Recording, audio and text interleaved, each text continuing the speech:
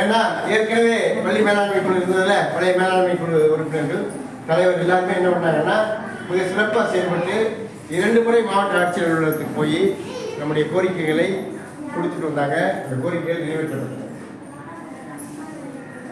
அப்படிப்பட்ட செயல்பாடுகளை தலைமை ஆசிரியர் நான் மட்டுமே ஓடி இருக்க முடியாது.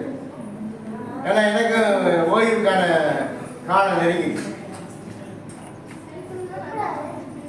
இனிமே இந்த ஆண்டுலேருந்து என்ன செய்யப்படலாம், அந்த பள்ளி மேலாண்மை குழு உள்ள அந்த 20 பேர் தான் அந்த செயல்பாடுகளை முன்னெடுத்து செல்லணும். ஏன்னா அடுத்த ஆண்டுகள்ல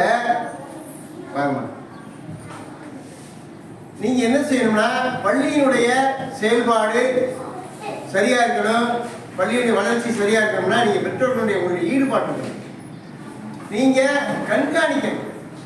தலைமை ஆசிரியர் என்ன செய்யறாரு பள்ளிக்கூடத்துல